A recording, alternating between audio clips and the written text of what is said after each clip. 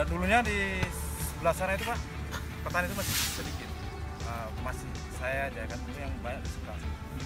Setelah saya Pak saya dulu Bang, kita pertanian dan kita rangkul kawan-kawan yang mau di pertanian. Sekarang udah banyak.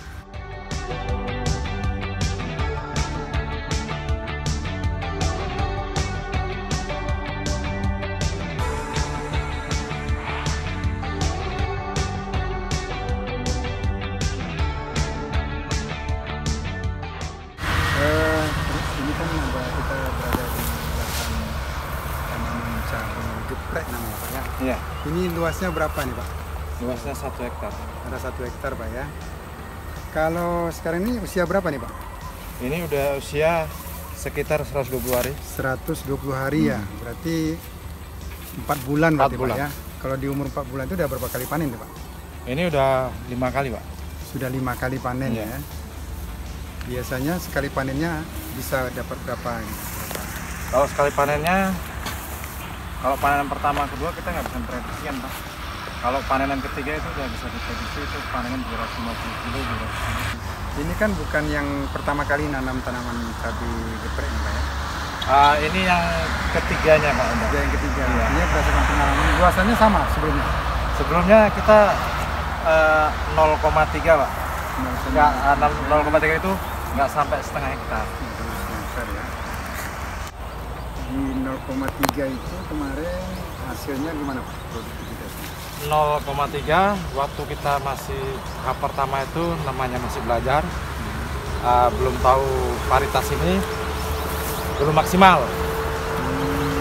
Kedua udah mulai, makanya yang ketiganya ini kita hantam 1 hektar karena kita udah tahu untuk mengendalikan penyakitnya dan daya tahannya.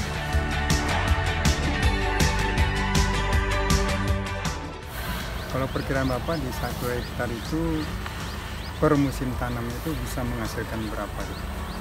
Kalau target kita kalau cabai geprek ini dia kan cuma muatnya cuma 12.000 batang. 12.000 batang. Jadi target kita itu 12 ton. Satu sampai mati ini 1 pohon ini menghasilkan 1 kilo. Kalau cabai keriting memang kita belum pernah menghasilkan 1 kilo, cuma 0,8, 0,9. 12 ton ya Pak targetnya. Ya, dengan harga kita nggak perlu, kalau untuk cabai geprek harga itu Pak maksimal dia nggak pernah di bawah 30. Nah itu ya.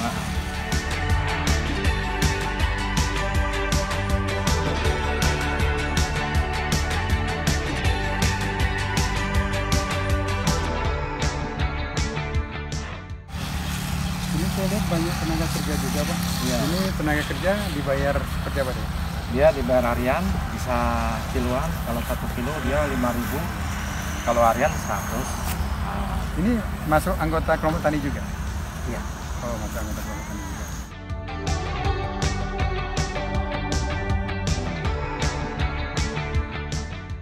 Dari yang sebelumnya kan Bapak sudah ada mempelajari bagaimana tani berbudidaya. Apa bedanya Pak yang sekarang ini dengan yang sebelumnya? Yang membuat Bapak yakin bahwa yang sekarang ini lebih baik dari sebelumnya kan? Kalau sekarang kita kan udah tahu pakem itu maksudnya udah tahu cara untuk merawat cabai ini. Makanya sekarang lebih lumayan lah. Kalau yang ke-1 ke-2 itu kan kita masih belajar. Ya. Sama kita waktu di Semangka juga seperti itu. Dulu kita nanam 1 bungkus, 2 bungkus. Kalau sekarang 100 bungkus. Sekarang ini 100 bungkus kita udah nanam Semangka. Kalau dari segi pemupukannya ini mayoritas ini menggunakan apa nih? Kalau kita pemupukan memang nggak seperti dulu ugal-ugalan dengan pupuk kimia. Kalau sekarang kita diperkuat dengan pupuk organik. Organik Pak ya? Sudah banyak menggunakan organik. Selain tanaman cabai Pak, apa lagi Pak budidaya yang Bapak kembangkan Pak? Semangka, Ada semangka, ada jagung, kacang panjang, labu, terus melon, itu ubi juga, singkong ya, ubi kayu ya Pak ya? Ubi kayu singkong.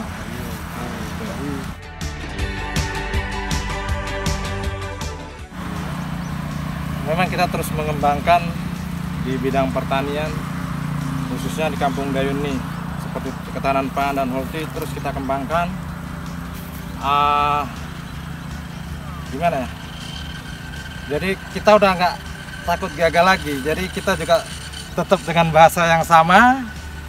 Pepatah Jepang pernah mengatakan 7 kali gagal bangkit 8 kali. Jadi di situ. Dan kita juga membuat petani-petani baru, petani muda, petani milenial, dan jangan sampai hilang petani itu, termasuk di kampung kita, kecamatan kita, kabupaten kita. Kita tetap berinovasi di pertanian, dan selama ini kita berbudidaya seperti labu ataupun nanas ataupun lain-lainnya, semangka, kita juga ciptakan produk turunannya, itu kerjasama dengan ibu-ibu PKK. Kalau cabai memang kita mau buat turunannya itu bubuk cabai. Di saat cabai murah, di situ kita buat turunannya. Oh, sudah ada arah mau ke sana. Arah ya? ke situ dia, cuma kita yang mesinnya. Ibaratnya sama seperti apa tadi? Bandrek bubuk. Kita nanam jahe merah, kita ciptakan turunannya juga. Kalau semangka itu desa yang mengelola turunannya. Seperti Sudah Pak, sudah dilakukan di desa? Desa udah dilakukan. Oh sudah. Semangka itu udah dilakukan seperti sirup semangka, brownie semangka, manisan dari kulit semangka. Itu udah diciptakan. Dan semalam itu juga sempat mengadakan pelatihan buat keripik semangka Pak di desa. Dan batik motif semangka. Dan Bapak terlibat di situ Pak ya? Iya, alhamdulillah terlibat juga gitu.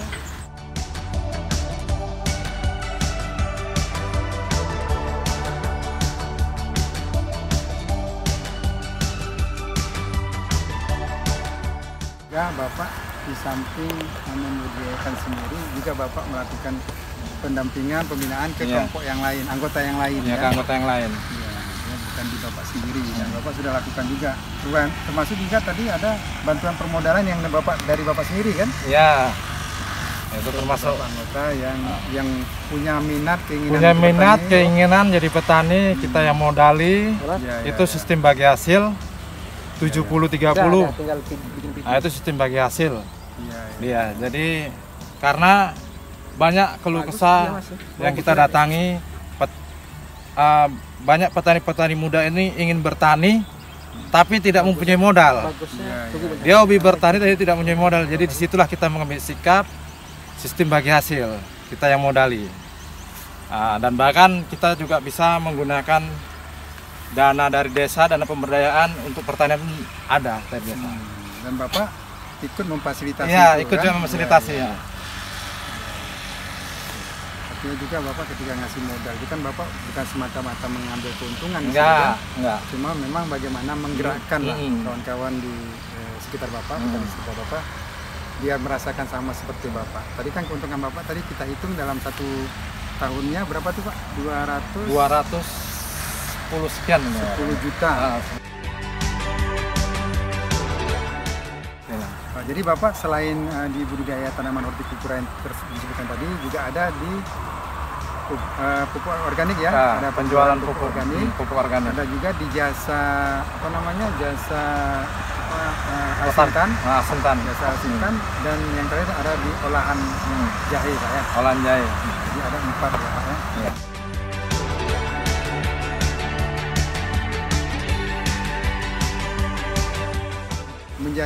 Pertanian ini menjadi pekerjaan utama Bapak.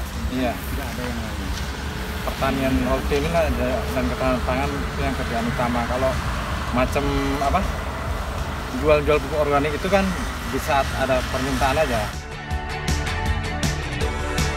Saran saya buat petani-petani muda, nggak usah takut jadi petani, tetap bangga jadi petani. Gagal itu adalah hal yang biasa. Teruslah belajar, jangan pernah malu jadi petani. Tetap bangga jadi petani. Salam petani Indonesia.